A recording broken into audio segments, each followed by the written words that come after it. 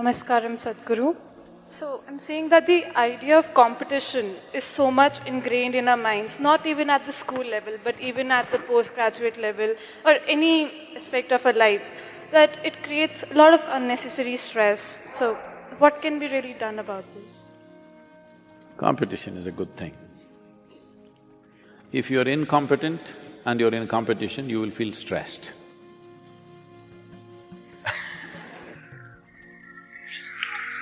So, if you want to be in a competitive situation, the thing is you have to work on your competence. Right now the problem is, you're tweaking your desire, you're not tweaking your competence. This is what has to happen, that we must teach children to tweak their competence, not their desire. We are calling this ambition, we are calling this goal-orientedness. Ambition means what? You tweaked up your desire, you'll suffer invariably. If you tweak up your competence, you will see wherever you go, you're doing better than what people expect you to, so naturally things will go well for you. Competition is not the bad thing, lack of competence is the bad thing. We must understand this. In this country, this is very important because we still think our education is cooked in heaven. Because people tell me temples are crowded just before the examination. Just the wrong place to be. Just the wrong place to be. When your examination is coming, you sitting in the temple is just the wrong place to be. In the vacation, you sat in the temple, great. So instead of competence, we have big desires. If you focus enough on enhancing your competence, you will see there is such joy in breaking limitations every day and becoming something better. You don't care a damn how somebody else is doing. Yes, if every day, if you're breaking limitations… When I was speaking to I think our home school, I was telling them, a class full of children should sound like eggs are hatching. You know, at one time I used to do sericulture, silk farming. And I was amazed. I was so amazed I didn't take them to the market sometimes. Because if you just leave the cocoon long enough, if you don't take it to the market, you should see how it opens up. Like this, it'll be making noise. Slowly they're opening it up. When 1,000,000 of them are trying to open, you go inside this room. This is how a school should sound. That every moment they're breaking their limitations. If you are breaking the limitations of who you are, if your competence, you're working constantly to expand, you don't even have the time to look at somebody, how is he doing? Because this is such a great thing happening within you. So please focus on your competence. Competition, you don't bother. If you're good, you will be on the top, otherwise you'll be somewhere. It's okay. India is the only place where our gods must dance. If he cannot dance, he cannot be a god. Shiva is Nataraja, he is the king of dancers, and everybody else is a dancer. Why this is because the phenomena of creation. The closest analogy you can give to that is it's like a dance. Today modern physicists are using those words, that things seem to be in a dance. Dance means there seems to be no logical coherence to it, but if you observe it closely enough, there is a very deep system to the whole process. This dance of creation, which self created itself from the eternal stillness, in trying to represent the exuberance of creation, we call this dimension as Natesha or Nataraja, which is one of the most significant forms of Shiva. Because creation is a dance, we said the divine is a dancer. So when we say Shiva is Nataraja, we are not talking about an individual dancing. That is why the circle around him. The circle is always the symbol of cosmos, because the most natural form that happens in the existence when anything moves is a circle.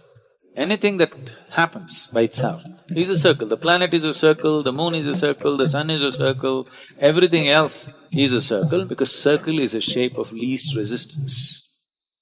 So that is why the circle around Nataraja is symbolizing the cosmos. He is a cosmic dancer, that's how he's always described. You can experience the dance or you can become the dance. You can experience the aesthetic of the dance by simply watching it closely, or you can dance. But you want to understand the dance, there is no such thing. These are only two choices you have. If you experience the beauty of the dance by observation, by looking, we will say you are a seeker. You may be called a scientist, but still you're a seeker, you want to know what it is, so you're paying attention. If you pay attention to it, you become a seeker. If you become the dance, you become the divine. You become a yogi.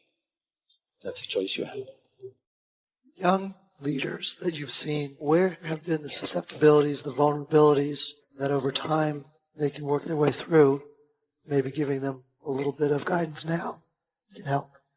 I think the biggest problem with the so-called leaders of the day is we're not really producing leaders, we're just producing managers and supervisors. They come out as leaders and they suffer every moment of their life, this is what I'm saying. Because leadership doesn't come… Among the pranic substances, there are a few vegetables which are very highly pranic. It will bring you enormous amount of energy.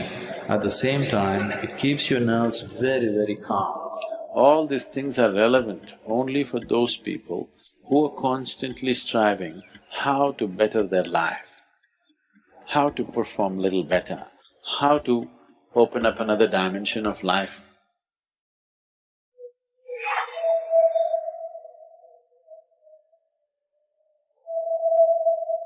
In the yogic culture, we classify foods into three categories: positive pranic food, negative pranic food and zero pranic food. Positive prana means it adds a certain pranic energy to the system when you consume. Negative prana takes away energy from the system. Zero neither adds nor takes away, it's eaten for taste and lethargy. So, if you eat positive pranic food, energy will reverberate in a dynamic way. Particularly, some of the things were very positive are the ash god. The ash god is very highly positive. I think these days you're only hanging it in front of your house or breaking at three corners of the road and giving it to the buffalo, but you are not eating it. No, this is to be eaten. Because the vegetable has such high pranic energy, you put it in front of your home so that there is nice energy. But if there is so much energy to it, isn't it good to put it into you? It's good to put it into you, especially if you consume… There are many experiments on this. If you consume a glass of ashgod juice every day, the number of cancerous cells in your body will dramatically come down. And you will see clearly the sharpness of your intellect will enhance itself. Especially children must drink ashgod juice. Daily consumption of ashgod, you will see distinctly your mind seems to be clearer and sharper. This will be noticeable within a few weeks of consumption of ashgod. You will see, morning you drink coffee, it gives you energy with agitation. You drink a glass of ashgod juice, it gives you enormous amount of energy. At the same time, it keeps you very calm. One should consume it as much as you can. But those of you who are asthmatic, who are susceptible to colds and coughs, such people, if you consume ashgod juice, you may immediately have colds because it cools the system. So if such a problem is there, such people should always add a little bit of honey or pepper to ashgod juice and consume it. This will neutralize the cooling effect of the ashgod to some extent. When we were eating for survival, we ate whatever we could lay our hands on. Now that we have choices, we have to choose what's best for the body. If we don't choose like this, then we will somehow live and go. All these things are relevant only for those people who are constantly striving how to better their life, how to perform little better, how to open up another dimension of life. If these concerns are there, then what kind of food or fuel you put into this machine is very, very important.